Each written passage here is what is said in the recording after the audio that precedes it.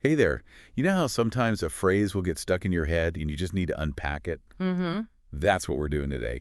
We're diving headfirst into this idea of living an abundant life. Okay. Something I know you're curious about Yeah. based on those Bible verses you sent over. Yeah, it's a concept that's really captivated thinkers for centuries. And the verses you chose, you've given us a trail through some pretty rich metaphorical territory. Seriously. Yeah. We're talking Old and New Testament.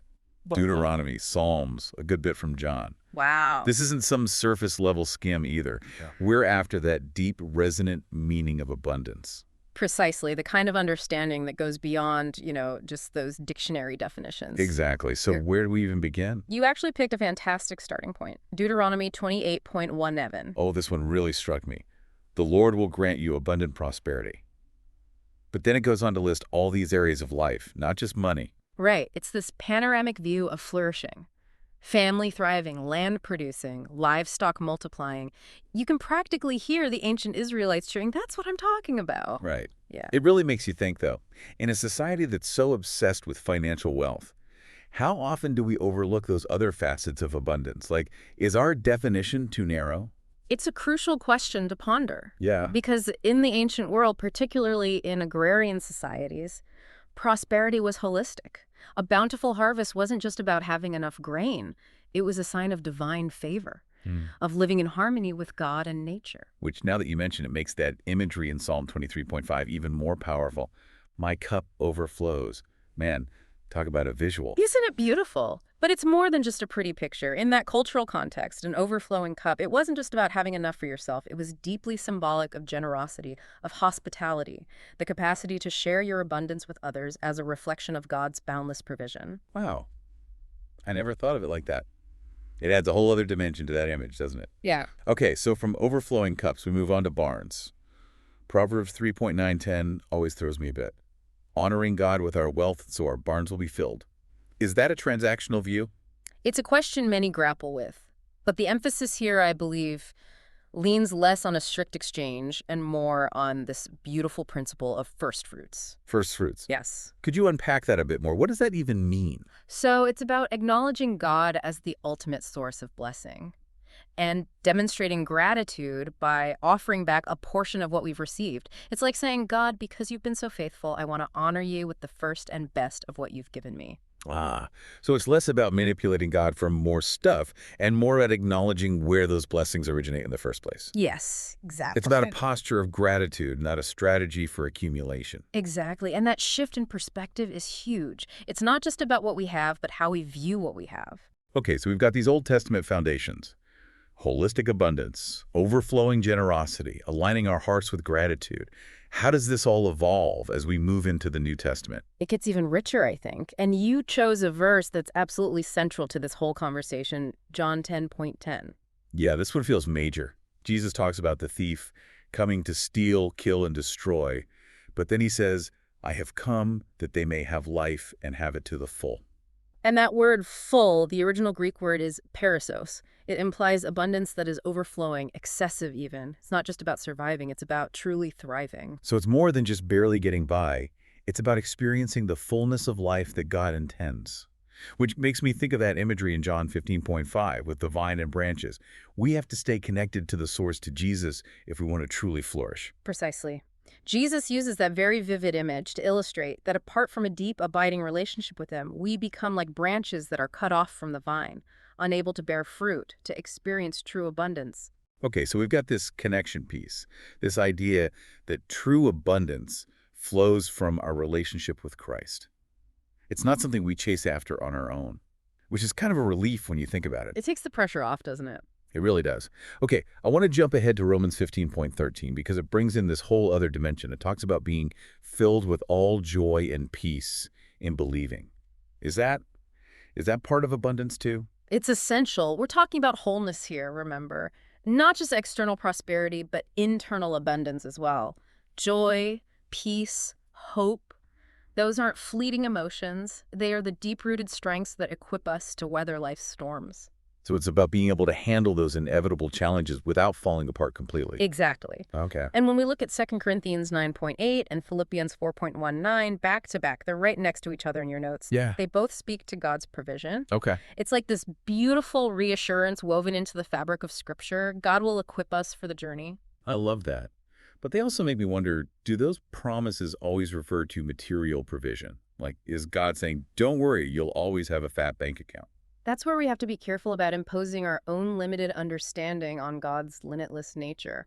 Remember, these verses were written in specific contexts. 2 Corinthians talks about generosity, not just receiving, and Philippians speaks about contentment, even in difficult circumstances. They're not promising luxury, but assurance. God will provide what we need to fulfill the calling on our lives. Which might look wildly different for each of us. For one person, it might mean having the resources to be incredibly generous. For another, it might be the strength to overcome a personal struggle. You're getting it. The key is trusting that God's abundance aligns with our unique journeys and the specific purposes He has for each of us. Okay, so I'm seeing a thread here. It's less about accumulating stuff and more about aligning ourselves with God's vision for our lives. It's about trusting in His provision and living with a spirit of generosity and deep, abiding gratitude. It's about a whole lot more than just what we can see with our eyes or hold in our hands. Now you're getting to the heart of it. Okay, last couple of verses for now. Colossians 3.15 and 1 Timothy 6.17. They both feel different somehow, like they're shifting the focus again. And that shift is incredibly important, especially in today's world. It's almost like these verses are inviting us to step out of the world's noisy marketplace with its constant demands for more, more, more, Right. and into this quieter, more spacious definition of abundance. It's a beautiful way to put it, and it's a radical shift in perspective, especially when we're bombarded with messages that tell us happiness is just one purchase away. Totally. Which makes me think about those verses in Colossians and 1 Timothy again.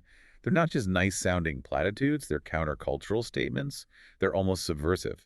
Absolutely, and that's where the rubber meets the road, right? It's easy to talk about redefining abundance in theory, but what does it actually look like to live it out? Especially when, those credit card bills show up or we're scrolling through social media comparing ourselves to, everyone else's highlight reels. You're reading my mind. So if someone's listening to this right now and thinking, okay, that all sounds great in theory, but my life is far from perfect. I've got real struggles, real anxieties. What would you say to them?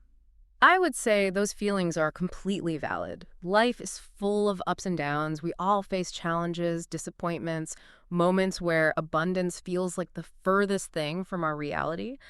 But these verses aren't about denying those realities or pretending everything is, always sunshine and roses. It's more about finding that internal center, that deep-rooted peace and joy, even when those external circumstances are in shambles. Precisely. It's about cultivating a deep, abiding trust that even in those messy, difficult moments, God sees us, loves us, and is working everything together for our good. So how do we even begin to cultivate that kind of trust?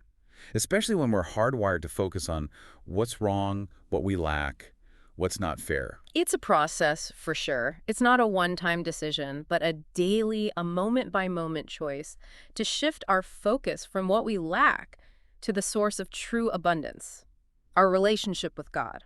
So it's about practicing presence. Gratitude for what is working, even when everything else feels like it's falling apart. You got it. And gratitude, even for those seemingly small things, can be incredibly powerful. It's like a muscle we can strengthen over time.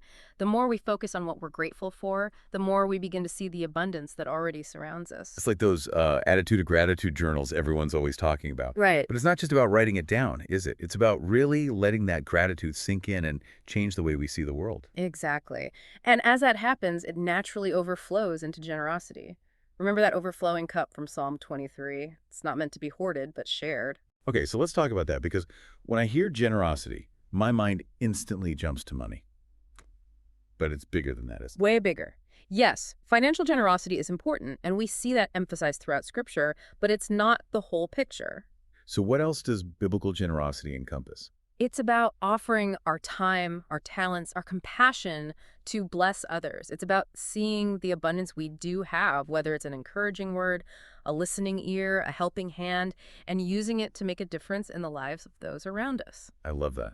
It's about being resourceful with what we've been given, recognizing that we all have something valuable to offer, even if it doesn't look like what the world tells us is valuable. Exactly. And those acts of generosity, no matter how small they might seem, can have a ripple effect. So we've talked about shifting our mindset, cultivating gratitude, embracing generosity. What else can we do to really start living this abundant life, especially when it feels so counter to the messages we're bombarded with every day? I think one of the most powerful things we can do is align our actions with our beliefs. What do you mean by that? If we truly believe that God is the source of our abundance, then we need to trust Him with every area of our lives. Our finances, our relationships, our careers, our dreams. That's a big one. It is. And it's not always easy. It requires a willingness to let go of our own limited perspective and embrace His much bigger vision for our lives. It's about stepping out in faith, even when it feels scary, knowing that He'll be there every step of the way. Which can be both terrifying and incredibly exhilarating, right? Absolutely. It's about stepping out of our comfort zones and into the fullness of life that God intends. It's about saying yes to the adventures He places before us, even when we don't have all the answers. Okay, but how do we do that practically? How do we know what God's will is for our lives, for those everyday decisions, for those bigger life choices? It's not about waiting for some booming voice from heaven. Right. It's about cultivating a deep and intimate relationship with the one who knows us better than we know ourselves. It's through prayer, through meditation, through studying scripture that we begin to hear His whispers in our hearts. So it's an ongoing conversation, not a one-time download of instruction. Exactly. And like any relationship, the more we invest in it, the stronger it becomes, and the more clearly we understand each other. Which, when you really think about it, is incredibly encouraging. We don't have to have it all figured out. We just have to show up, be present, and be willing to listen. And as we do, we begin to see the world through a different lens. How so? What changes? We start to recognize His hand in the everyday miracles, in those unexpected blessings, and even in the challenges that ultimately shape us into the people we are created to be. We discover that even in the midst of those struggles, there's an undercurrent of peace and joy that surpasses our circumstances because it's rooted in something much deeper, much stronger, much more enduring. It's about finding that deep sense of contentment, even in a world that's constantly telling us we don't have enough, we're not enough, we'll never be enough. Precisely. And that brings us right back to those verses in Romans and Colossians, doesn't it? It's about allowing those fruits of the Spirit, love, joy, peace, patience, kindness, goodness, faithfulness, gentleness, self-control, to take root in our hearts and guide our steps. It's about recognizing that true abundance isn't about what we can accumulate, but about who we become along the way. Which, I have to admit, sounds infinitely more fulfilling than chasing after the next big thing, only to realize it was an empty promise. This has been incredible, but we're running short on time. So what a cliffhanger. A good story always needs a little suspense. Right. Don't worry, listeners. We're not done with this conversation yet.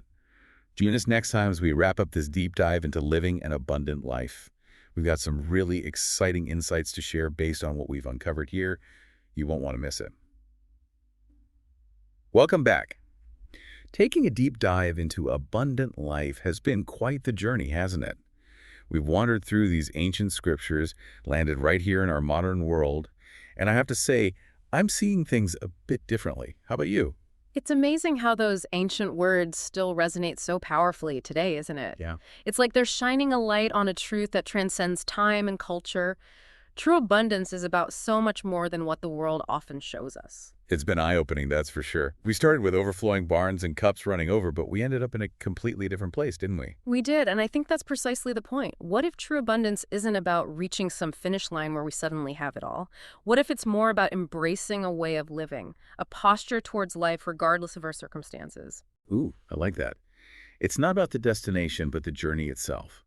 It's about how we choose to show up, day in and day out, no matter what life throws our way. Exactly. It's about choosing gratitude even when faced with challenges, choosing generosity even when we don't feel like we have enough, choosing faith even when fear threatens to overwhelm us. It's about finding that deep wellspring of contentment and joy within ourselves rather than constantly seeking it in external things that can never truly satisfy. You've hit the nail on the head. And the beautiful thing is, when we begin to live this way, when we align our hearts with God's definition of abundance, it spills over into every area of our lives. Okay, so how do we do that? How do we take this incredible concept and make it practical? How do we cultivate that deep sense of gratitude, generosity, and faith in the midst of our crazy, often chaotic lives. It starts with those small, simple, yet profound choices we make every single day. What if, instead of hitting the snooze button and dragging ourselves out of bed, we took a moment to express gratitude for the gift of a new day? What if, before we even reach for our phones, we offered a silent prayer of thanks for the roof over our heads, the food on our tables, the people who love us? It's about finding those little glimmers of joy in the ordinary, isn't it? Training ourselves to see the abundance that already surrounds us, even when it's easy to overlook. Precisely. And it extends beyond our own personal experience. What if instead of focusing on what we don't have, we asked, how can I use what I've been given, my time, my talents, my resources, to be a blessing to others? It could be something as simple as offering a genuine compliment, lending a helping hand to a neighbor, or simply being fully present with someone who needs a listening ear. Absolutely. It's about recognizing that we are each uniquely gifted and called to make a difference in the world. It's about being a conduit of God's love, generosity, and grace in a world that so desperately needs it. It's about shifting from a scarcity mindset to an abundance mindset, not just for ourselves, but for everyone around us. Exactly. And when we approach life from that perspective, it changes everything. We begin to see opportunities where we once saw obstacles. We find joy in the journey, not just the destination. And we discover that true abundance isn't about what we can accumulate, but about how we can love and serve others. I love that. As we wrap up this incredible deep dive, I want to leave our listeners with something to ponder. What if the key to unlocking this life of abundance, this life of true joy, peace, and fulfillment is simply trust? What if it all boils down to trusting that we are seen, we are loved, and we are guided by a God who wants immeasurably more for us than we could ever ask or imagine? What a beautiful and powerful thought. This has been an incredible conversation. Thank you so much for joining me on this deep dive. It's been a privilege to explore these truths alongside you. The pleasure was all mine. Until next time.